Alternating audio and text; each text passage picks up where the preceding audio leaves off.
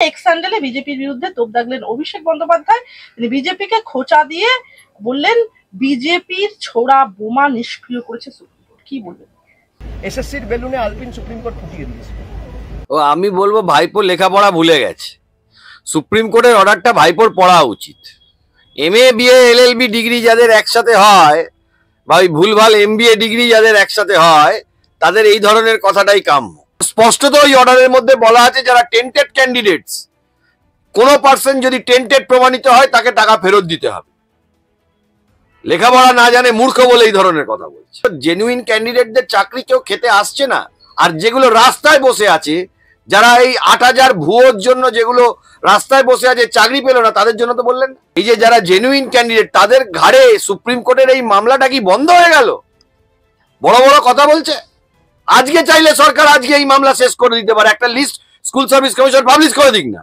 ১৫-১৬ হাজার মানুষ তো জেনুইন ছিল এসএসসি তে, তাদের কেন সুপ্রিম কোর্ট দৌড়তে হবে? উত্তর দিতে পারবে ভাইপো। MA BA LLB MCom BCom সব একসাথে করেছে যে পিসি, উত্তর দিতে পারবে। এলএলবির ফুল ফর্ম পিসিকে বলতে বলবেন। শুধু এমবিবিএসটা লাগায়নি আর এফআরসিএসটা লাগায়নি, ওই ডিগ্রিটার ফুল ফর্ম আর কি বিষয় সেটা জানে না বলে। রাজ্য সরকার এসএসসি সবাই মেনে নিয়েছে দুর্নীতি হয়েছে, এটা অস্বীকার করার কোনো জায়গা নেই। অ্যাডমিটেড ইললিগালিটি। এবং এই যে ৮,০০০ এদেরকে আমরা তাড়াবো, এই ভুয়ো চাকরি যেগুলো আছে তাড়াবো, এবং এই জায়গায় যারা জেনুইন ক্যান্ডিডেট তাদের চাকরির জন্য আমরা সুপ্রিম কোর্টে লড়াই করব। আর শুধু এই শিক্ষা দপ্তরে এরকম ভুয়ো নিয়োগ হয়েছে তা না, পুলিশ রিক্রুটমেন্ট থেকে শুরু করে মিউনিসিপ্যালিটির তদন্ত চলছে সেইটা থেকে শুরু করে যত জায়গায় হয়েছে। আমি তো বলবো যারা জেনুইন রিক্রুটেড আছেন তারা যেগুলো ভুয়ো তারা আপনারা কাজ করলে কিছুদিনের মধ্যে ভুলে যাবেন। ডকুমেন্টস রেডি করুন, দিন আদালতে ফেলুন, সিডিসি সিআইডি সিবিআই তে জানান। এগুলোকে তাড়ানো দরকার, জঞ্জাল আবর্জনা এগুলো। অনেক ব্যাংক আপনি ২০১৬ সালে বা ২০১৪ সালে তৃণমূলের টাইমে যারা যারা চাকরি পেয়েছে তাদের লোন দিতে চাইছে না, সরকারি চাকরি লোন দিতে চাইছে না। কেন লোন দিতে চাইছে না? না, চাকরি চলে গেলে তো টাকাটা উদ্ধার করতে পারবে না ব্যাংক। বিক্রম দা, ক্যাম্পেইন কলিং মিডিয়া আপনাকে স্বাগত। নমস্কার। বিক্রম দা, যে প্রশ্নটা করব, আপাতকালীন সুপ্রিম কোর্টের যে নির্দেশ, সেই নির্দেশ অনুযায়ী ২৬,০০০ যে চাকরি বাতিলের নির্দেশ কার্যত ৬ তারিখ আমরা দেখলাম সুপ্রিম কোর্টের প্রধান বিচারপতির নির্দেশ অনুযায়ী আপাতত ২৬,০০০ ছেলে মেয়েদের যে চাকরি বাতিল, তা আপাতত সেই বাতিল হচ্ছে না সেই চাকরি, এবং তারা চাকরিতেই বহাল রয়েছেন। প্রধানত এই সুপ্রিম কোর্টের তরফ থেকে এই নির্দেশ আসার পরেই মুখ্যমন্ত্রী মমতা বন্দ্যোপাধ্যায় বললেন তিনি তৃপ্ত এবং সুপ্রিম কোর্টকে তিনি শ্রদ্ধা জানিয়েছেন। অন্যদিকে এক্স স্যান্ডেলে বিজেপির বিরুদ্ধে তোপ দাগলেন অভিষেক বন্দ্যোপাধ্যায়। তিনি বিজেপিকে খোঁচা দিয়ে বললেন বিজেপির ছোড়া বোমা নিষ্ক্রিয় করেছে সুপ্রিম কোর্ট। কি বলবেন? ও আমি বলবো ভাইপো লেখাপড়া ভুলে গেছে। সুপ্রিম কোর্টের অর্ডারটা ভাইপোর পড়া উচিত। এমএ বিএ এলএলবি ডিগ্রি যাদের একসাথে হয় বা ওই ভুলভাল এমবিএ ডিগ্রি যাদের একসাথে হয় তাদের এই ধরনের কথাটাই কাম্য। ওই অর্ডারের মধ্যে লিখেছে, ভাইপো ভালো করে পড়ে নেবেন, যে পেপার পাবলিকেশন করতে হবে, যত পার্টি আছে প্রাইভেট পার্টি আছে তাদের জন্য স্টেট অফ ওয়েস্ট বেঙ্গল তারা খরচা দিয়ে করবে। এটা মানে কি দাঁড়ায়, এটা ভাইপো গিয়ে ওর আইনজীবীদের থেকে জিজ্ঞেস করে নি। এমএ বিএ এলএলবি ডিগ্রি নয় তো, সব একসাথে করেছে, বিএড এমএ সবকিছু একসাথে করেছে। শুধু এমবিবিএসটা বলেনি। কেন বলুন তো? এমবিবিএসটা এই জন্য বলেনি কারণ এমবিবিএস এর ফুল ফর্মটা পিসি বা ভাইপো বলতে পারবে না। যদি কেউ জিজ্ঞেস করে যে এমবিবিএস এর ফুল ফর্ম কি, সেটা বলতে পারবে না। পিসি বলতে পারবে এলএলবির ফুল ফর্ম কি? বড় বড় কথা।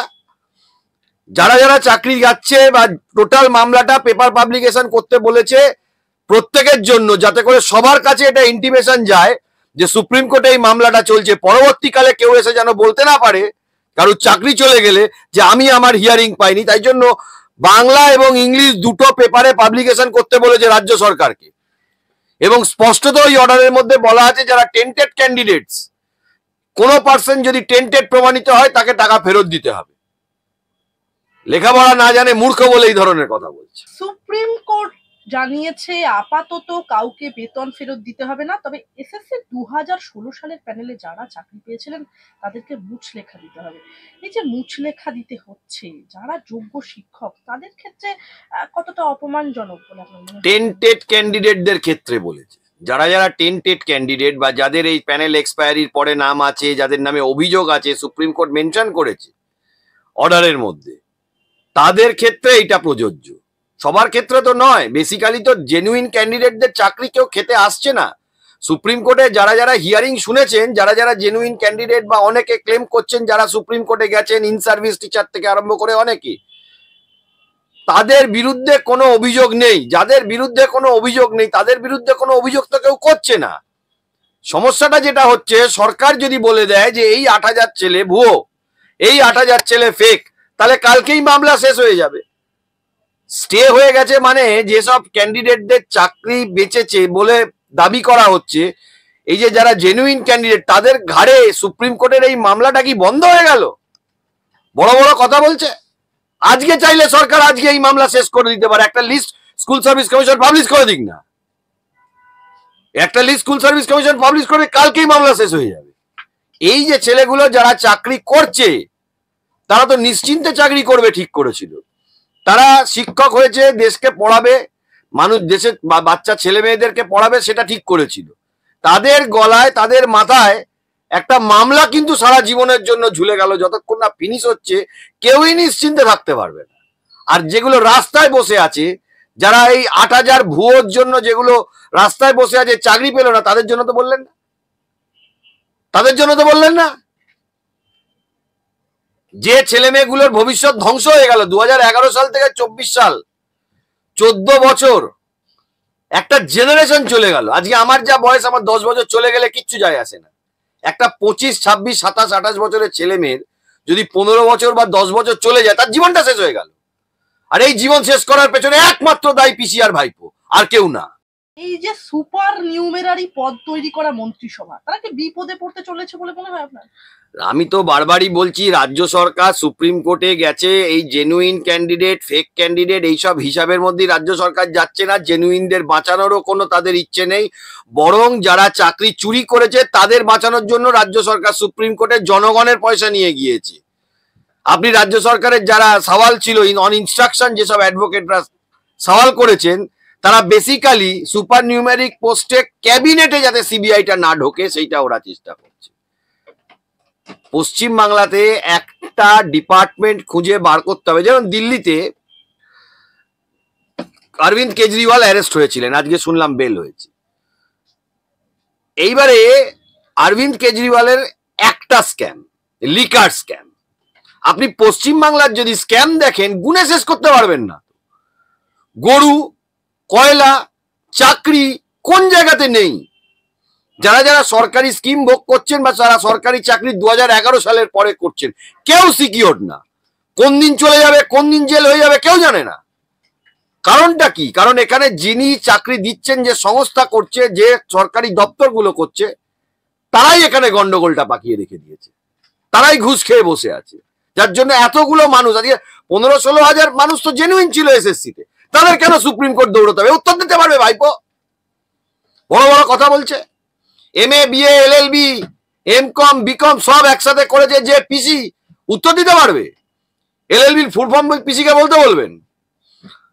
শুধু MBBS টা লাগাইনি আর FRCS টা লাগাইনি, ওই ডিগ্রিটার ফুল ফর্ম আর কি বিষয় সেটা জানে না বলে কিছুদিন পরে দেখবো সেটাও গলার মধ্যে ঝুলিয়ে রেখে দিয়েছে। পিসি MBBS, কোনো লাজ লজ্জা বলে কোনো জিনিস আছে? তৃণমূল যারা করে তাদের কোনো লাজ লজ্জা বলে কোনো জিনিস হয় না। এতগুলো ছেলে, একটা জেনারেশন শেষ হয়ে গেল। পশ্চিমবাংলা থেকে টাটাকে তাড়িয়ে দিল। আপনি SSKM হসপিটালে যান, বিভিন্ন হসপিটালে যান, মানুষ মাটিতে গড়াগড়ি খাচ্ছে। এদের কোনো লাজ লজ্জা আছে? আর ভাইপোর অত পয়সা হয় কি করে? লিপস অ্যান্ড বাউন্সের চাকরি বিক্রি করে না কনসালটেন্সি করে? লজ্জা থাকলে এই ধরনের কথা বলবে। সুপ্রিম কোর্টের নির্দেশের পরেই রাজ্যের শিক্ষামন্ত্রী বললেন সুপ্রিম কোর্ট প্রমাণ করেছে বিচারের বাণী কাঁদে না। কি বলবেন? চাকরটার ব্যাপারে কি বলবো? অর্ডারটা তো ওর কাছে যাবে, ওর সেক্রেটারির কাছে যাবে। পাপা পেপার পাবলিকেশনটা তো সরকারি পয়সায় করতে বলেছে। শিক্ষামন্ত্রীটাকে এও ভাইপোর দলে হয়ে গেছে নাকি? পেটে বিদ্যে বুদ্ধি আছে জানতাম। মূর্খরা যদি দেশ চালায় তার তলার যেগুলো আছে সেগুলো তো একই জিনিস হবে। ওই MA, BA, LLB, MCOM, BCom, PhD সব একসাথে করা জিনিস। এককালে তো PhD না ডক্টরেট কি সব লিখতেন শুনেছিলাম, এখন আর লেখেন না। বড় বড় কথা। নিয়োগে প্রাতিষ্ঠানিক দুর্নীতি হয়েছে, তীব্র প্রতিক্রিয়া প্রধান বিচারপতি DY চন্দ্রচূড়ের। রাজ্যের জন্য এটা কতটা লজ্জাজনক বলে মনে হয়? রাজ্যের মুখ রাজ্যের আবার রাজ্য যারা প্রশাসন চালাচ্ছে তাদের আবার লাজ লজ্জা বলে কোনো জিনিস আছে নাকি? তৃণমূল যারা করে তাদের লাজ লজ্জা বলে জিনিস আছে? এটা তো আমাদের বাঙালি হিসাবে, পশ্চিমবঙ্গবাসী হিসাবে আমাদের লজ্জা। 2011 সালের, দেখুন 2011 সালের আগে অনেক রাজনৈতিক দল পশ্চিমবাংলায় ক্ষমতায় ছিল। বামফ্রন্ট ছিল, কংগ্রেস ছিল, বাংলা কংগ্রেস ছিল, যুক্ত ফ্রন্ট ছিল, অনেকগুলো ফ্রন্ট সরকার চালিয়েছে। কোনোদিন এই জিনিস দেখেছেন? নকশাল দেখেছেন, স্বাধীনতা আন্দোলন দেখেছেন, অনেক কিছু জিনিস পশ্চিমবাংলায় দেখেছি। কিন্তু এই চুরি, চাকরি ডাইরেক্ট পয়সা নিয়ে বিক্রি এর আগে কোনোদিন হয়নি। সরকারি যারা অফিসিয়াল, যারা ইনস্ট্রাকশন পাঠাচ্ছেন সুপ্রিম কোর্টে, তারাও এটা লিখতে পারবে না। চ্যালেঞ্জ করে বলছি যে পুরো প্যানেল ঠিক আছে 25,000-এর মধ্যে। এটা এস্টাবলিশড হয়ে দাঁড়িয়ে গেছে অলরেডি যে 8,000, হয়তো কিছু ফিগারে কম বেশি হতে পারে, ফেক অ্যাপয়েন্টমেন্ট আছে। এটা অস্বীকার করার জায়গা স্কুল সার্ভিস কমিশন এবং রাজ্য সরকার। রাজ্য সরকারই ভাবে ভাইপো রাস্তায় ঘেউ ঘেউ ঘেউ ঘেউ ঘেউ ঘেউ করে বেড়াতে পারে, পিসি রাস্তায় ঘেউ ঘেউ ঘেউ ঘেউ ঘেউ ঘেউ করে বেড়াতে পারে। মাঝে মাঝে ডিএ যারা পাচ্ছে না, ডিএ গুলো চুরি করে, যেরকম উনি বলেছিলেন না যে ঘেউ ঘেউ করবেন না, সেরকম তিনিও ঘেউ ঘেউ করে বেড়াতে পারেন। কিন্তু এটা আছে, এটা ঘটনা। একটা জেনারেশন পশ্চিমবাংলায় শেষ হয়েছে, এটা ঘটনা, এটা অস্বীকার করার জায়গা নেই। আজকে বুদ্ধদেব ভট্টাচার্য বলুন, তিনি আজকে ক্ষমতায় নিয়ে লোকে সম্মান করে, সে irrespective of political party, CPM বলুন, কংগ্রেস বলুন, বিজেপি বলুন, এবং তৃণমূলে যদি কিছু ভালো লোক থেকে থাকে তারাও সম্মান করে। যেদিন ক্ষমতা যাবে সেদিন লোকে চোর বলেই ডাকবে, সম্মান আর থাকবে না। ক্ষমতা আছে বলে বড় বড় কথা বলছে। এই যে সুপ্রিম কোর্টে দাঁড়িয়ে সিসির তরফ থেকে বলা হচ্ছে, একটা সংখ্যা দেওয়া হচ্ছে, সেটা 7,000 হোক বা তার বেশি বা কম। এখন প্রশ্নটা হচ্ছে, কার্যত তারা কি মেনে নিল তাহলে যে দুর্নীতি হচ্ছে রাজ্যে নিয়োগ ক্ষেত্রে? কার্যত কি, ও এফিডেভিট করে বলেছে। সিবিআই যে ডকুমেন্ট দিচ্ছে সেটাকে ওরা ডাউট করছে না। কলকাতা হাইকোর্টে হিয়ারিং চলার সময় রেগুলার বেসিসে বলেছে, না বলে নিজেরা ফেসে যাবে। ওটা ভয়ে বলছে, ওটা বলতেই হবে। কার্যত কি, মেনেই নিয়েছে। রাজ্য সরকার, এসএসসি সবাই মেনে নিয়েছে দুর্নীতি হয়েছে, এটা অস্বীকার করার কোনো জায়গা নেই। অ্যাডমিটেড ইললিগ্যালিটি। এবং এই যে 8,000, এদেরকে আমরা তাড়াবো, এই ভুয়ো চাকরি যেগুলো আছে তাড়াবো, এবং এই জায়গায় যারা জেনুইন ক্যান্ডিডেট তাদের চাকরির জন্য আমরা সুপ্রিম কোর্টে লড়াই করব। আমরা কোনো জেনুইন ক্যান্ডিডেটদের বিরুদ্ধে লড়াই করতে যাইনি বা যাব না।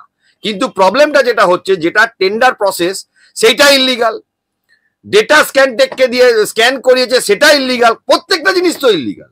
গেছে কেন?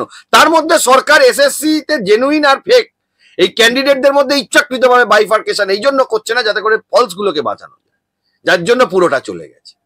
দেখা যাক, সুপ্রিম কোর্টে তো শুনানি হবে, শেষ তো হয়ে যায়নি।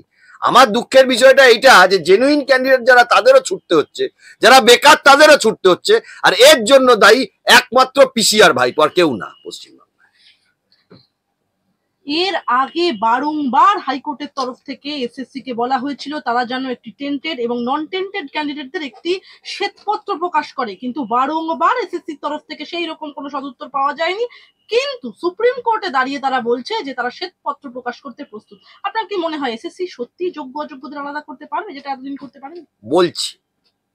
বলছি করবে না, যতক্ষণ না কোর্ট গুঁতো মারবে তার আগে করবে না। কেন করবে না জানেন? এই জন্য করবে না, যদি অরিজিনাল আর ফেককে ডিভাইড করে দেয় তাহলে ফেক গুলো তো ওদেরই নাম বলে দেবে, গোটা মন্ত্রিসভার নাম বলে দেবে। পয়সা খেয়ে তো চাকরি দিয়েছে, এমনি এমনি দিয়েছে। Group C, group D, 9, 10 fake recommendation. School service commission বলছে আমরা এই রেকমেন্ডেশন দিইনি, বোর্ড অ্যাপয়েন্টমেন্ট দিয়ে দিয়েছে।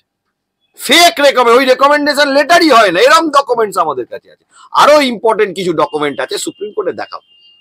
হিয়ারিং চলুক না, নতুন অ্যাডিশনাল ডকুমেন্ট ফাইল করার তো জায়গা আছে। মূর্খ ভাইপো কি বললো সেই দিয়ে কিছু যায় আসে না।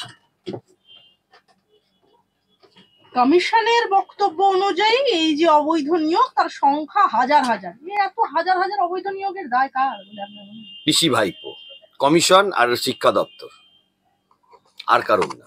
আর শুধু এই শিক্ষা দপ্তরে এরকম ভুয়ো নিয়োগ হয়েছে তা না, পুলিশ রিক্রুটমেন্ট থেকে শুরু করে মিউনিসিপ্যালিটির তদন্ত চলছে, সেইটা থেকে শুরু করে যত জায়গায় হয়েছে। আমি তো বলবো যারা জেনুইন রিক্রুটেড আছেন, তারা যেগুলো ভুয়ো তারা আপনারা কাজ করলে কিছুদিনের মধ্যে ভুলে যাবেন। ডকুমেন্টস রেডি করুন, দিন আদালতে ফেলুন, সিআইডি সিবিআই তে জানান। এগুলোকে তাড়ানো দরকার, জঞ্জাল আবর্জনা এগুলো। এদের জন্য আজকে জেনুইন ক্যান্ডিডেট গুলোকে এরকম সমস্যার মধ্যে পড়ে যেতে হলো। কেউ ভেবেছিল যে মামলা পেন্ডিং আছে, যে কেউ যদি ব্যাংকে লোন করতে যায় সে লোন পাবে? বলে ভাই চাকরি চলে গেছে, লোন, চাকরি চলে যেতে পারে, লোন দেবো না। এই ঘটনা ঘটছে। অনেক ব্যাংক আপনি 2016 সালে বা 2014 সালে তৃণমূলের টাইমে যারা যারা চাকরি পেয়েছে তাদের লোন দিতে চাইছে না, সরকারি চাকরি লোন দিতে চাইছে না। কেন লোন দিতে চাইছে না? না, চাকরি চলে গেলে তো টাকাটা উদ্ধার করতে পারবে না ব্যাংক। এই ঘটনা আরো সমাজে আপনারা শুনবেন ঘটনা ঘটেছে, সবটা হয়তো আমি প্রকাশ্যে বলতে পারছি না। এটার জন্য কে দায়ী? কে দায়ী এর জন্য? এমন রিক্রুটমেন্ট প্রসেস করেন কেন যাতে চাকরিটা চলে যায়? প্রশ্নের মুখে পড়তে এরকম করেন কেন? 11 সালের আগে তো ছিল না। অন্যান্য রাজ্যে, 2-4টে রাজ্যে হয়েছে, সুপ্রিম কোর্ট ইয়ে করে অপদার্থ, এগুলো চোর হয়েছে। অন্যান্য রাজ্যে 2-4 বার হয়েছে, কিন্তু সব জায়গাতে হয়নি। এরকম করেন কেন আপনারা? এই তৃণমূলকে সরাতে হবে। আর ক্ষমতা আছে বলে বড় বড় কথা বলছে, যেদিন ক্ষমতা যাবে না সেদিন লোকে চোর বলেই ডাকবে।